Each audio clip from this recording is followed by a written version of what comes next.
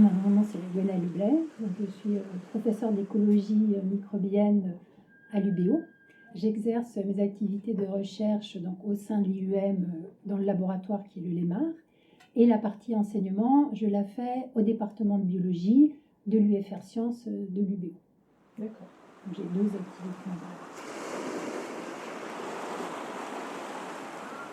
Donc, au départ, j'ai une formation de physiologiste animale, moi, plutôt, je suis partie sur la physiologie. J'ai eu aussi des cours de nutrition, d'agro.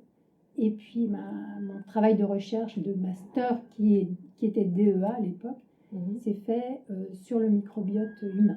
Et j'ai eu la chance donc d'avoir une bourse ministérielle, qui n'était pas évidente à avoir à l'époque. Il y en avait 2 ou 3 par promotion.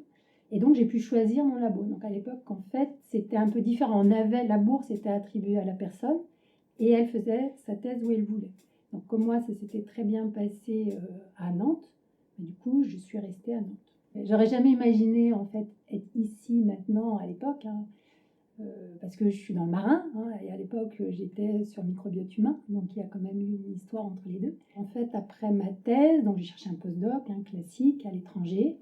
Donc, je suis partie à Berlin, au laboratoire de nutrition humaine, donc, de Potsdam-Rehbrücke exactement, donc c'est dans la banlieue de Berlin. C'était juste un contrat d'1 an. Et ensuite, en fait, je suis partie au Canada faire un 2e postdoc. Et ensuite, quand le professeur Lacroix a eu un poste à l'école polytechnique de Zurich, il voulait continuer cette thématique pour lui qui était porteuse, mais en fait, il avait besoin un peu de moi pour monter le labo en Suisse et recommencer, réécrire des projets. Et donc, je l'ai suivi au Suisse.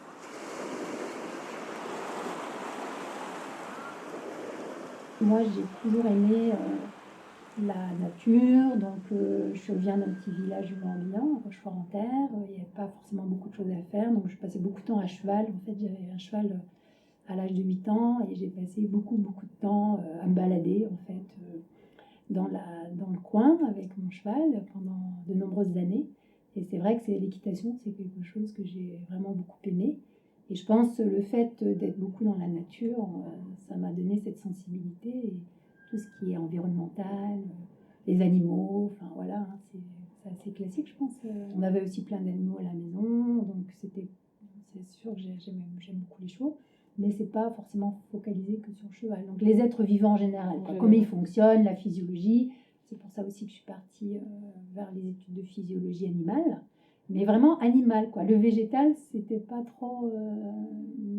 J'étais moins attirée, quoi. Moi, vraiment, c'est plutôt le monde animal qui m'a toujours attirée. Mais après, je faisais de la musique un peu aussi que j'ai arrêté. Mais moi, je pense que ça va de pair, en fait, les deux. Mes centres d'intérêt. Puis mon métier, finalement, ça va assez bien ensemble.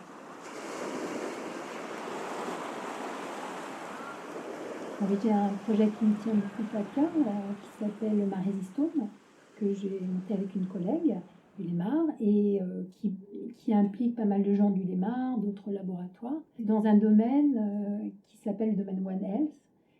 En fait, ça date d'une vingtaine d'années maintenant, où les médecins et les vétérinaires ont commencé à discuter ensemble, donc par rapport au départ à des zoonoses, puisqu'ils se sont rendus compte qu'on ne pouvait pas se focaliser que sur les humains, sachant que certains pathogènes provenaient des animaux, et qu'il fallait discuter aussi avec les vétérinaires.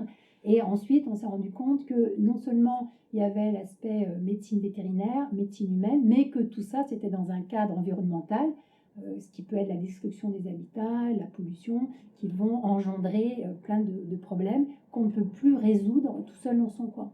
Et pour ça, il faut absolument travailler tous ensemble, avoir des techniques, des projets multidisciplinaires. Et ça me plaît beaucoup parce que moi qui ai à la fois travaillé, donc commencé par le microbiote humain, qui ai travaillé en agroalimentaire, qui est maintenant dans l'environnement, je connais quand même assez bien ces 3 domaines. Et ça me permet d'avoir une vision assez claire, et ce qui m'a permis aussi de réfléchir à ce projet, qui est en fait l'émergence et la propagation des gènes de résistance aux antibiotiques dans l'environnement. Alors, c'est pas que la recherche, du coup, parce qu'il y a des enseignements aussi qui comptent pour une grande part. Bon, en gros, il y a 3 parties. Il y a la recherche, l'enseignement et l'administration, qui prend quand même aussi beaucoup de temps. Donc, on a beaucoup de réunions. Donc, il il y a les conseils de laboratoire, le conseil scientifique. Donc moi, je suis directrice adjointe du laboratoire, donc on a aussi des réunions dans ce cadre-là. Il y a le conseil de l'UFR, donc du côté de la faculté, donc des commissions. Donc on a quand même une partie non négligeable du temps qui est pris par diverses réunions pour faire fonctionner finalement le labo, pour faire fonctionner l'UFR. Il y a aussi les conseils de département. Donc ça, c'est plutôt la partie administrative. Donc la partie recherche, c'est écrire des projets, chercher de l'argent, parce qu'on n'a pas de financement acquis. Si on n'écrit pas un projet pour lequel on va avoir une réponse positive, parce qu'on écrit on peut écrire des projets sans être financé, donc ça, c'est du temps un peu, pas vraiment perdu, parce qu'on va essayer de recycler, c'est jamais perdu, mais malgré tout, ça peut prendre quand même du temps. Ça, c'est une première partie. Après, établir le réseau aussi de partenaires qui vont travailler. Donc ça aussi, ça prend du temps. C'est des réunions, des discussions. Ensuite, il y a les aspects plus pratico-pratiques, donc la mise en œuvre. Donc là, il faut travailler sur les protocoles, les adapter. Souvent, comme moi, j'ai beaucoup changé de domaine de recherche, j'ai toujours des nouvelles choses à mettre en place. Donc ça prend aussi, on teste, on vérifie les protocoles. Moi, j'accorde beaucoup d'importance à avoir des protocoles bien écrits, bien rédigés. Du côté enseignement, il y a toutes les heures de cours qu'on doit donner, avec la préparation, la gestion des examens, la gestion des emplois du temps. Donc moi, je gère beaucoup d'UE. J'ai plus en tête, mais au moins 7, voire 8. Donc ça, c'est au niveau master. Au niveau licence, moi, j'interviens en L1, L2.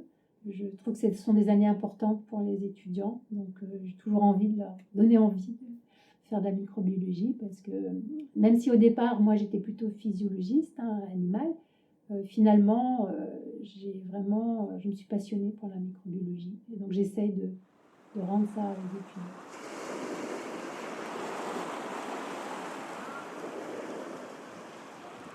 C'est très important d'être créatif, parce qu'on peut passer sa vie à répéter les mêmes choses avec des techniques qui évoluent, mais garder les mêmes thématiques ou des choses très très pointues dans un domaine.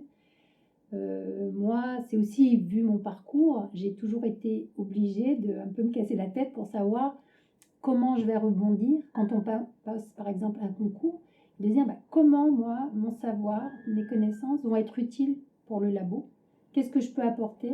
Est-ce que j'ai un regard un peu décalé par rapport à ce qu'ils ont toujours fait dans ce domaine-là? Et du coup, quelle est l'innovation? Donc, soit dans le thème, soit dans la technique que je vais pouvoir apporter.